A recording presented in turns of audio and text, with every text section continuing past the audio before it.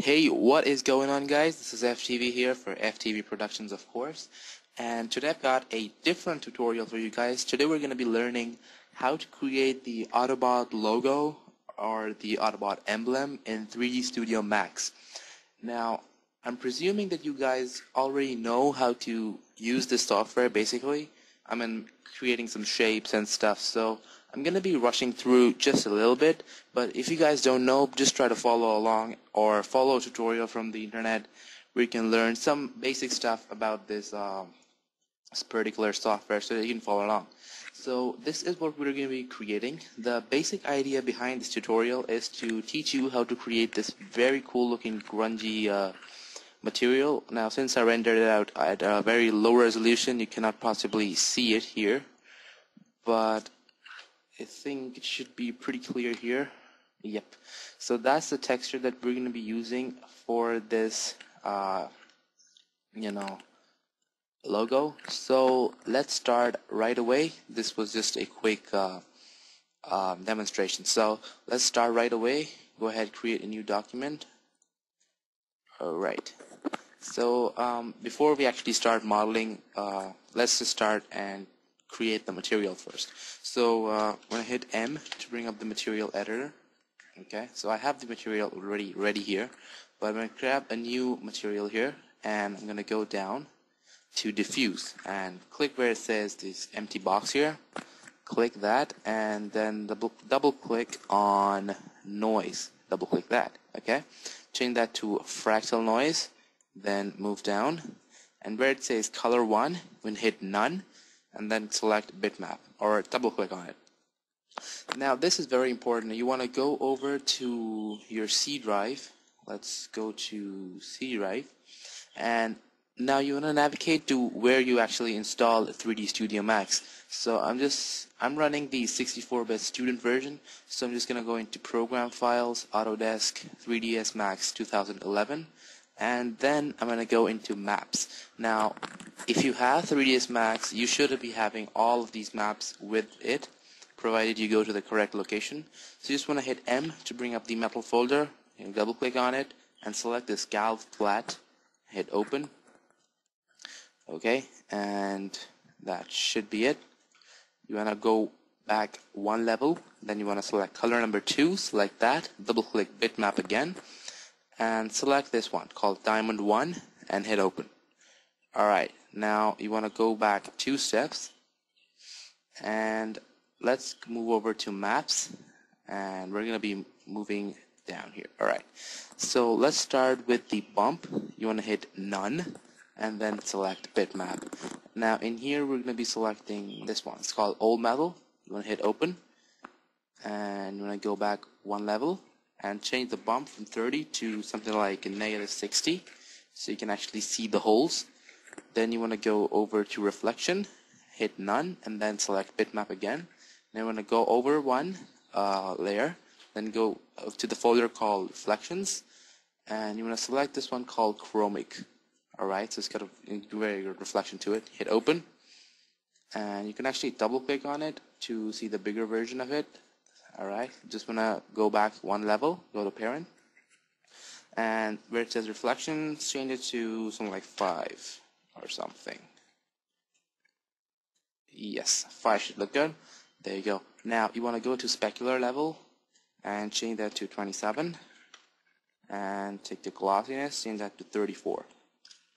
Okay, so that's how our material looks, and as you can see, our materials are exactly the same. Now in this material, actually, I applied a color, so you want to take color and select this swatch, and we're going to make it very, dark blue, because in the Transformers one, we actually have a dark blue. So we have 2 of these same materials, so let's go on and try to model our actual logo, and then we can apply it to it. So let's see, we're going to reset this. So we hit reset. Nope. Yes. Alright. So this is how your window will appear when you first open up 3D Studio Max. Now I downloaded a JPEG of the actual logo so that it can act as a guide to help me out. So I'm going to hit Alt plus B and then hit Files. Now you want to go over to wherever you saved it. I've just saved it here, called Autobot Blueprint. And remember, try not to get images which are white, because when we make the box, it's also white and it's really confusing. So prefer not white. So what I actually did was I downloaded any image and then used Photoshop to tweak it up so that it's black and red, so that white can easily show up on these colors. So you're just going to hit open, and you're going to select match bitmap here and click lock and zoom pan, and then hit OK. So there you go. We have our basic logo ready. So let's start modeling it actually. So now there are four parts to this actual logo: the left part, the right part, and the left and right of the back. So we're actually going to be modeling only 1/4, the front left side, and then we can probably use the mirror tools and extending other techniques to actually make the entire logo 3D. So let's start and go ahead and create a plane in the front viewport. There we go. And then you want to right click so that you can actually come out of the creation mode. You want to right click that, and you want to go to convert to. Now this context menu is screwed up, but probably yours won't be. So when you right click that, go to convert to editable poly. Okay? Or you can actually go to editable mesh, doesn't really matter. So you're going to select vertex, and let's start with this part because that's the most tricky part. These parts are basically just modeling, and this part we need to actually delete some polygons so that we have a hole there and other cool stuff. So let's start by positioning all of these. I'm going to hit W to bring up the the move tool. I'm going to move all of this up. Now this is personally your style of modeling. Now I prefer this vertex matching style, but you might not. So go ahead and do it whatever way you want. I'm just going to stick with this. And if you're new to all this, then I'd suggest you use this technique because it's not only easy, it's fun to follow too. So you want to go ahead and get rid of this vertex because we don't actually need it. So you just want to select that vertex and hit delete. So we actually don't need this vertex too. So we're going to select that and hit delete. Okay, and you want to select this vertex and move that one down. Alright, move this to where it should be. Alright, now let's go over and zoom in. We're actually zooming in using the mouse wheel, and I'm clicking on the middle mouse button or the mouse wheel to actually move the stuff around. So that's stuff you should be knowing if you already know 3D Studio Max, but still I'm going to tell you guys. So I'm just going to position this where it should be. Alright, there we go. And take this one, move it out, and take this one, move it in. There. And actually, it doesn't really matter how many segments you have. You can actually always create geometry in 3D Studio Max, which I love. So that's a pretty cool thing. Just gonna select this and move it here. Alright, and then do the same thing for this. Now I'm not deleting these vertices because we will be needing them when we create the actual hole. Okay, so that's our basic shape ready. You want to go into this basic thing and see how that looks at the moment. Don't worry about the shapes of the polygons in here, these polygons, because it doesn't really matter how they're shaped. What matters is how your model looks. And besides, when you render it out, these won't be visible anyways. There you go. So you want to go here and select these. Now you want to make sure you trace out these holes. So there should be a vertex or a line wherever you want the hole to be. Now here we don't have a line here, we need that line here. So you just want to go down and select cut. So it should be somewhere down here. Here it is. It's called cut. And select this, click there, and then move down to this, and then let's just make one from here to here. We can delete that, and then right click to create a new one, then go from here to here, right click, and from here all the way to here, right click again to exit out. So that's just a very quick way to create some geometry, and it really is very effective. Let's move in here and position these.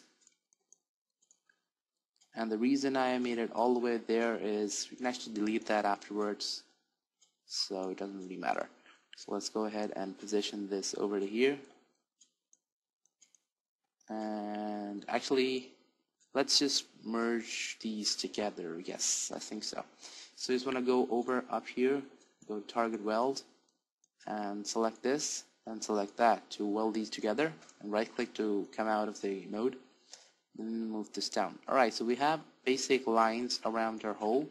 So you just want to go over to your polygon and delete the polygons that you do not need. Go ahead, delete these and this one. Alright, so we have our hole, as you can see in the perspective view. That's how we actually created the hole. Now let's move back to our vertex tool, and let's go ahead and do the same thing for the second hole. So I'm going to grab our cut tool again, go down here, cut, and this time we're just going to be doing one line from here all the way to here. Alright, right click, and then from here all the way to here, right click, and then from here to here. Alright, and then right click. Now as you can see, I made it in a way that it actually is ready to cut out. So I'm just gonna cut that out here. Whoops. Make sure if you move it, Control Z is always there to help you out. I personally believe undo is the best tool of a designer. So I'm not saving it right now, but you should be saving it regularly. Now as you can see, our basic stuff is ready. So what you want to do is select your modifier list. Actually, before you do that, let's go ahead and edge tool, alright, and select all of the edges and then rotate. Now you want to select the y-axis and then holding down shift, you're going to drag out. So that's how your model is going to be 3D. So as you can see in the left viewport, I am going to make it this thick and then hold leave shift. So that's a way to make that 3D without losing the details. But you see, we have this very weird, what do you call it, empty border. So what you want to simply do is go over to your border and select this entire border, and holding down Control, you're going to select this border and then Control this border, and then you want to go down and call it a cap. Alright, so that's a cap. You hit M and apply the material that you just created there. You want to select this material and apply it to your plane. Okay, and you're going to hit M actually, and you want to select this one called Show Standard Map and Viewport. Select that so you can actually see that. Alright, so next thing you will notice is it looks terrible at the moment. So if you render it out, it will look terrible. So what you want to do is go over and unselect anything you have selected, and then go over and go to mirror. Alright, and then go to mirror center and make sure the axis is X, and you want to take copy. Alright, so take the mirror and move it to the center. Whoops.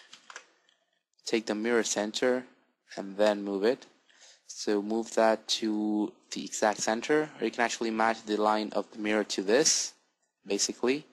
Or you can actually trace out where you want the stuff to be. For example, here I want it to be here. Okay. And then you want to go over and apply a Uvw map. And you'll select box here and move down. You want to select bitmap fit. And you want to select go inside the metal folder, just like you just did, and select Galfplat and hit open. So now, if you render it out, it's going to look much better. But still, we are not quite done with the holes at the back. So we want the holes there. So what you want to do simply is go to the back, and in here you want to change this to the back. Okay. And you want to select one of those, go to Editable Poly. And that's actually the back here. And now you can see that the holes are actually created. So that's very good. You want to go over back to your front viewport Okay, and go here. Go ahead and unselect. Make sure you unselect everything in the editable poly, otherwise you're going to be screwed up. So you're going to be feeling very frustrated, you know. So just unselect everything, go back to Uvw Map to see your actual stuff here. So let's go ahead and render it out. So that's how your logo looks at the moment. Now you want to continue this trend and go ahead and trace out this, all of this stuff.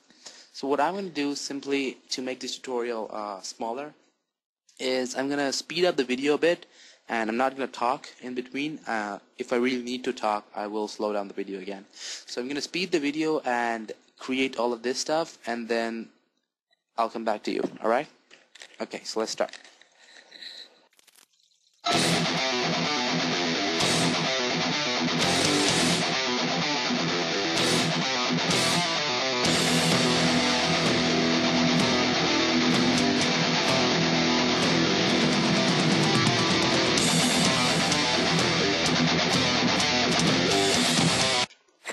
So what I've done effectively is I've done created the actual edge shape here.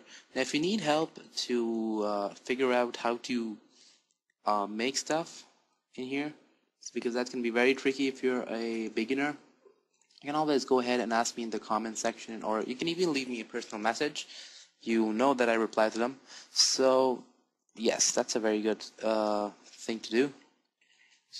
Right. So what I did here was I used the cut tool to actually make a vertex here and here, and this on the same one, and then I extended the vertex to there, and then I created two more here and deleted the original ones. I had two of these. So that's a very cool trick that you can do to actually get the geometry that you want. Now these are tricks that you probably won't learn unless you actually practice your modeling skills. So let's stop talking and continue on with the model.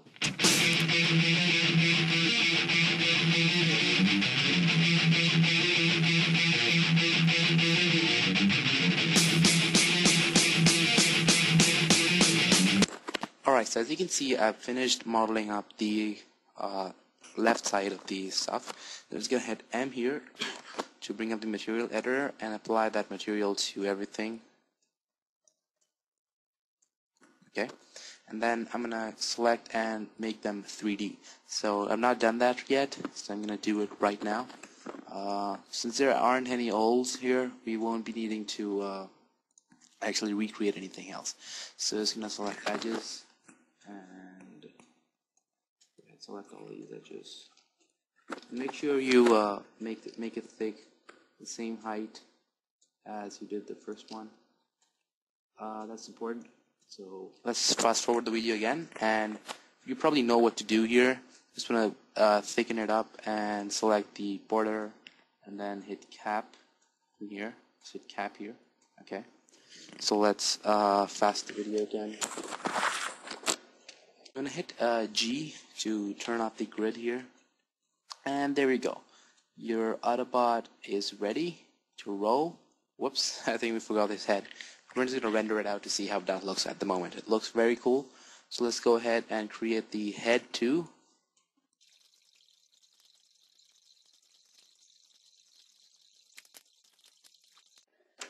Alright, so there's one tip for you guys. You want to hit not delete, but backspace, so that it preserves the geometry. Of course, if you hit delete, the geometry is going to vanish. You're going to hit Control Z and hit backspace so that you preserve the geometry. That's just a quick tip for you guys.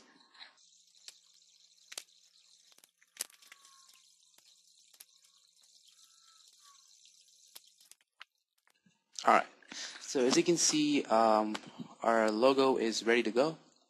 You can actually render it out to see how that looks, and it looks pretty cool. So yeah, that's kind of the end of the tutorial. Hope you guys enjoyed it, and you're going to be making more of these logos and stuff.